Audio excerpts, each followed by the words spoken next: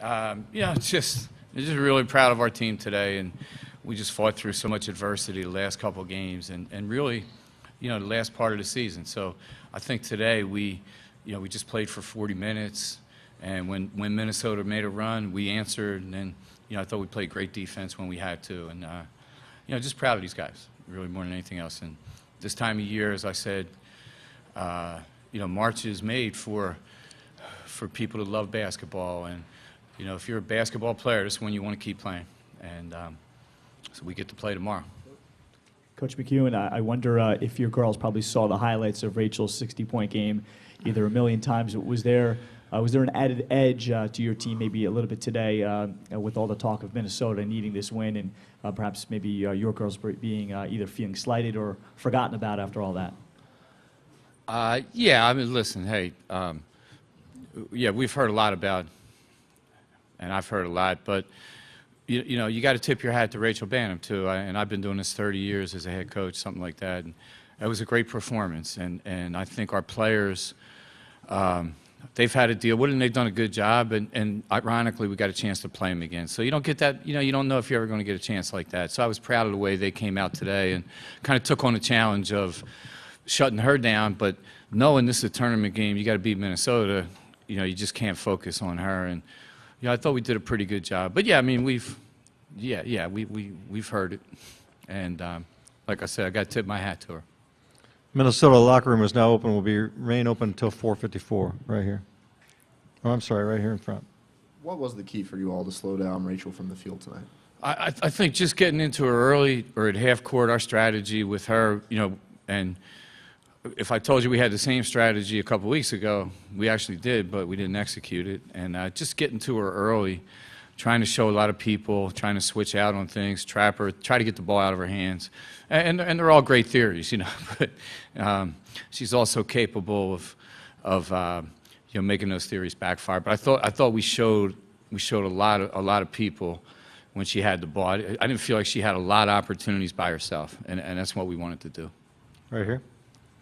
When Palace picked up her fourth foul early in the third, how confident were you that Allie Tuttle was going to come in and give you some big minutes? Did a great job. Took up space in the lane, caught the ball, finished around the basket, got some key rebounds, and she's a junior, and you want her to be able to play in those situations. Did a great job, and then I thought at a time when we really needed it. Right here. Coach, all season you've been saying that the team shoots very well from deep, but you're just not hitting. You haven't been hitting shots pretty much all during Big Ten play. What changed today? We hit 12 of them against Ohio State. I remember the good times too. But you're right. We've struggled, and so I don't know. Maybe the Ides of March, maybe the wind's blowing in Indy, something. I feel good about the shots that we had all year. I feel like they've been the right people shooting them. But if you're ever going to catch fire, maybe this is the right time. Thanks. I do remember that Ohio State game though. Right here. Minnesota came within one early in the fourth quarter, and you called the timeout. What did you tell your team to help them get motivated and hang on? Well, we just talked about, regardless of the runs, we still had the lead, we had the ball. You got to play through some adversity and just get back on defense and don't foul them. I thought that's the two things we talked about. Really, just get back on D. We got the ability to score the ball, and just don't foul. Make them have to earn everything. And, I thought we did a pretty good job the last 3-4 minutes of the game. Ashley Deary almost had a triple-double in this game. She came one assist short. But I want to focus on her defensive performance more. What does she offer defensively to the team that makes her so crucial to this team's defensive success? Yeah, the hardest thing when you play against somebody like her is she can get underneath you. She's so quick, and she anticipates so well. So she has the ability that not many people have to beat you to spots. I think that's really important.